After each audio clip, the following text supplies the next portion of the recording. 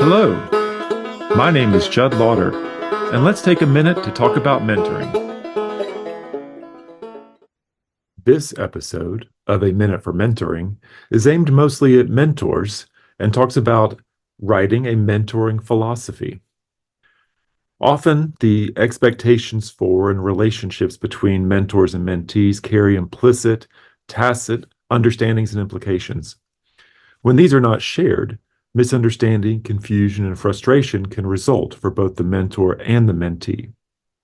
A statement of your mentoring philosophy can help avoid this disappointing outcome by making expectations explicit.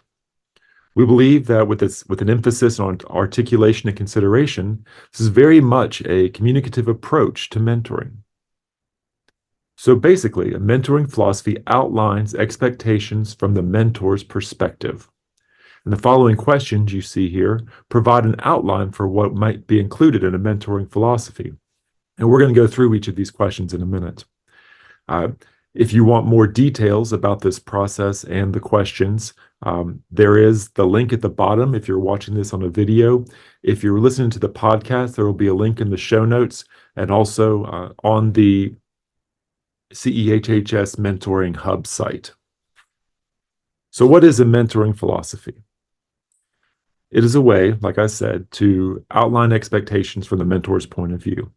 And expectations typically cover the forms of engagement, interaction, and support the mentor will provide and what you expect of the mentee in turn. As you consider these following questions, think about what you can offer as a mentor, your knowledge, your expertise, your skills, and who you might therefore be in a good position to mentor, bearing in mind that rewarding mentoring transcends the boundaries of university-designated positions. Consider whether your justifications for the expectations you include will be obvious to potential mentees, whether or not readers would benefit from having these written down. Reflect on how you might conceptualize mentoring and craft your expectations in ways that open up rather than cramp mentoring opportunities. And consider your own existing mentoring resources and thinking. If you've already written a statement like this, you might approach this as a self-reflection exercise. So, how do you conceptualize the mentoring relationship? Is it a mutually beneficial and respectful relationship in which you both grow professionally? Or is it more of a formal relationship in which the mentor seeks to facilitate your mentee's achievement of goals and ultimately they move towards independence? Maybe it's a relationship in which both parties positively contribute to the story of the departments, the institution, and broader communities. What expectations do you have of your mentees? Do you want them to be well prepared, take the initiative, demonstrate hard work and progress and general enthusiasm?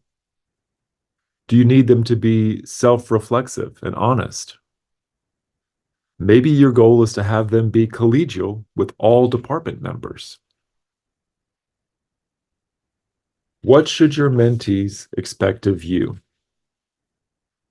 Punctuality, candor, constructive feedback, and confidentiality?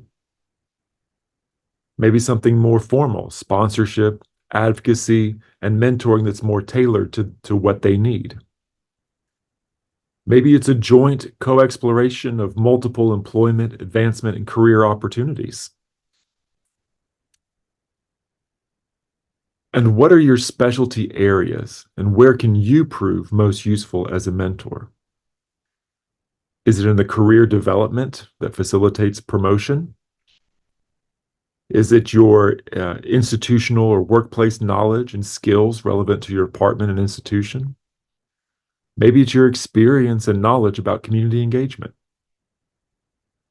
Think through each 4 of these questions, and then write down what your mentoring philosophy would be, so that any mentee very well understands your expectations.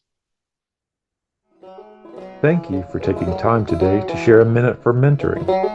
If you're watching this on a video, scan the QR code or visit the URL for more resources. If you're listening to this on a podcast, The URL is tiny.utk.edu/CEHHS mentoring.